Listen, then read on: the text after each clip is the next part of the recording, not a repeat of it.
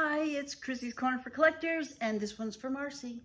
I'm going to talk to you about dehydrating. This is something I started doing a lot of, probably the early 2010, 11. I started really getting into it. Am I an expert? No. So I'm just telling you what I do. I'm not teaching you anything, I'm just telling you what I do. So basically, you can dehydrate many things. If it has a lot of fat or sugar content, you can dehydrate it and put it in your fridge, but it may not last as long as some other items that you can dehydrate. So I'm going to show you a couple of items that I've dehydrated in the past, a couple little tips. This is not going to be a long video, but I do need to turn things around so you can see what I have here. Okay, so I'm going to start with something very, very simple. Spices. If you like to cook and you cook with fresh spices all the time, you don't always use up everything that you have.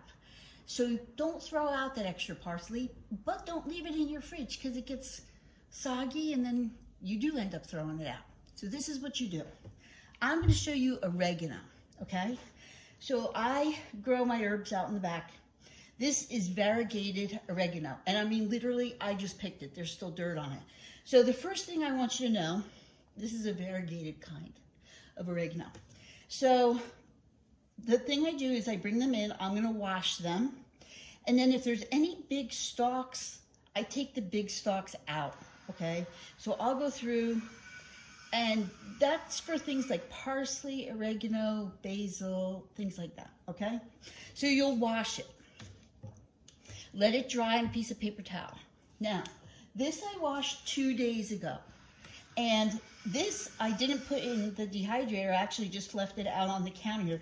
Again, we live in Arizona, so you need an area that's not very humid. But I'm going to show you how to do it if you do live in a humid area. So once it's left out here on the countertop, it gets crumbly, okay? So I want you to see how it crumbles. So what I would normally do is put this in a big bowl and crumble it. Now, as I'm crumbling, you see this branch which is dehydrated, and I'm going to crumble it. Okay, so I got my crumbles in my hand, and there's the stalk. The stalk I really don't want. So this is why when I crumble in a bowl, I go through and I pick out all the big pieces. If you just wanted your herbs to be crumbly. Now, I also powder herbs, and I'll show you that in a minute. Okay, now, this was just on my counter, but again, I'm in Arizona. I also use this, and I use an outside dehydrator, which I will show you. I'll put that clip in the middle of this. So I use these Chinese bamboo steamers. I know you've seen them everywhere, and people always think they're just for steaming. Well, I don't use them for steaming. So let me show you what I use them for. So these are green onions. You know that when you buy scallions or green onions for maybe some kind of dish you're making and then you have leftovers? I plant those leftovers. These have been growing outside in my backyard, the same plants, for about 1.5 years now. So when they get to a certain height, I bring them in and I chop them up, okay? Now these are still a little moist. They're not quite dried enough yet, because I think I did these yesterday or the day before that. And there was a lot of them. But what I do want to do is I do want to move them around so that the dry ones kind of go a different place and they have more air around them. So I dry them out like that. Okay, so that's that. Now, I don't remember if I have anything in here. Do I? I think I do. No. Okay. So I can put the other oregano, when I'm doing that, in here. If I wanted to do it outside, I get these flat baskets, and there's some celery still in here from the other day. I get the flat baskets, and then no plastic, because that'll capture moisture. I'll put a piece of cheesecloth over it and put it outside in the sun. And then the heat will dry that up. What else do I dry up? Now, if you live in a humid area and you don't think that you can be leaving it outside, even if you have an old oven, you can use your oven. So you can get one of these silicone mats, or just parchment paper is fine. Now, garlic. I'll show you my dried garlic. I'm going to give you a tip about garlic. Don't dry it in the house because it gets very poignant smell and it will literally burn your eyes. So what I do is I get a couple cloves of garlic and I slice them very, very thin and put them on the mat. The first time I did this, I did do it in the oven and we couldn't be in the house for like 30 minutes. We had to put fans in the window, so don't do this. But I would put it on the mat and put it in my big flat thing like this. Put the mat in here, put the garlic on there. And then this is what it turns out to be. So this is garlic that's been dried. So this in here was dried, I don't know, maybe about a year ago or so. So there it is. Now from here, I'll take this once it's dried and put it in a bullet and then pulverize it. So you'll see in here is my celery. I have 2 kinds of celery in there that I've dehydrated. The leaves, which I like the leaves, and then I made a powder out of the rest of it. So you're gonna see a clip that has the celery dehydrating outside. So once it gets to a certain point, that's what I'll do with it. Okay, and put that away. Parsley, I do my own parsley, dill, oregano, basil, and spinach. If you have leftover spinach, and you don't know what to do and you don't want to put it in salad, I pulverize it like this.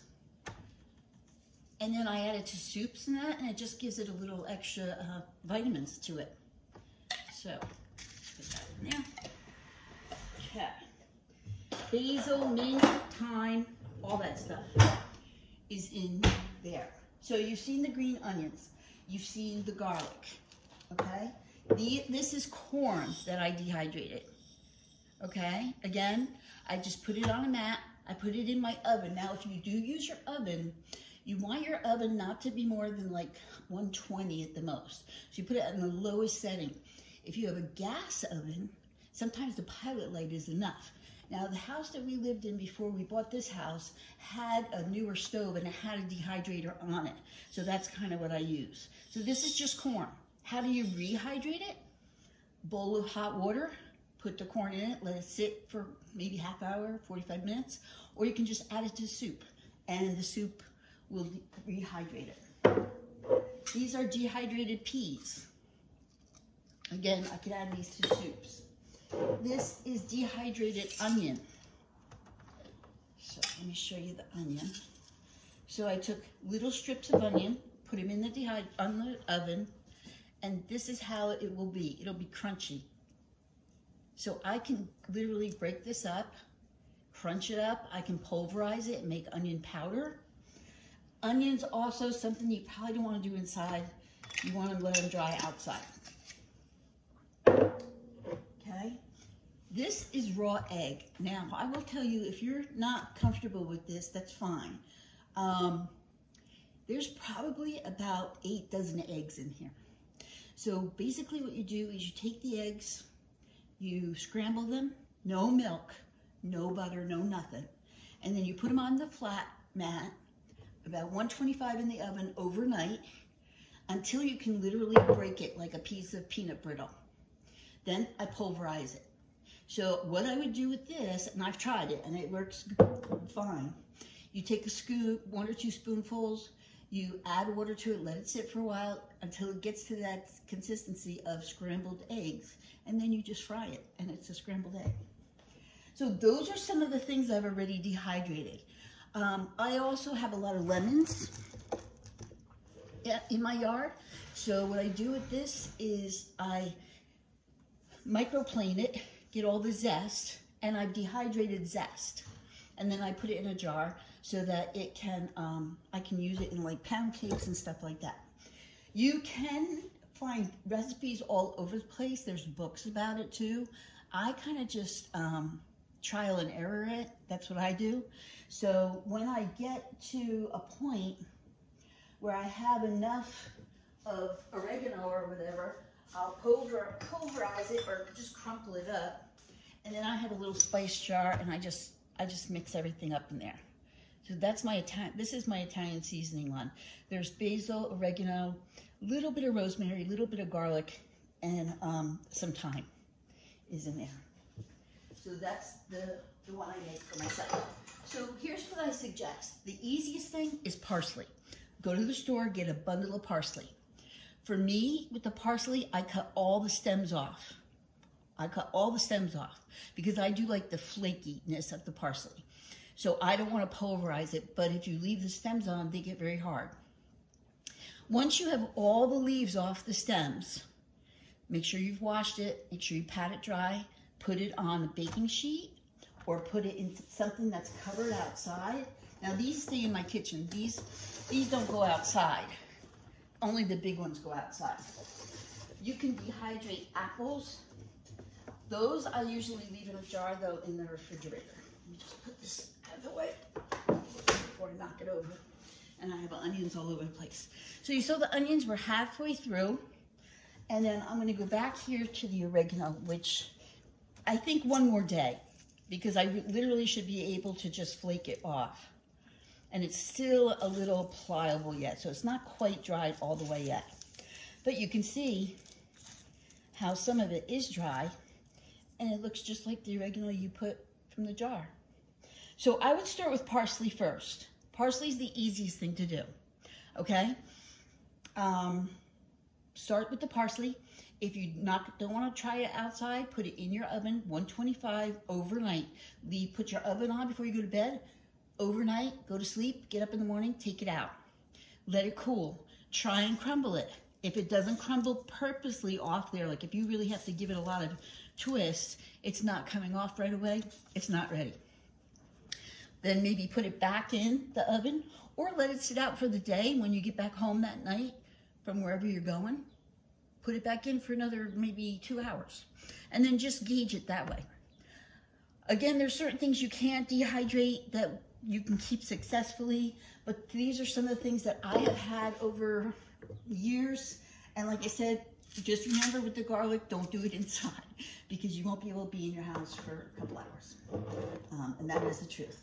I have dried zucchini in the back. I have dried pumpkin. I have, what would I use the dried pumpkin for is if I want to make like a pumpkin soup and I just want to, because once you dehydrate something, the flavor is enhanced. So if I really wanted to have that really good flavor of pumpkin, that's what I would use that for.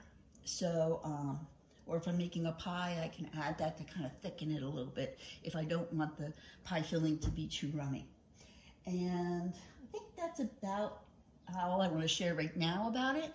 As I start to dehydrate stuff from the garden, oh, tomatoes. I will tell you about this. I do dehydrate tomatoes, and then I pulverize tomatoes, and I make like a powder. So this is called tomato powder, and this is what it looks like. So I can add this to sauces, or I can sprinkle this on top of a pizza, is always good too. So you can do so much, and you're not gonna be throwing out all this stuff because literally all you have to do with it is just lay it out and let it dry.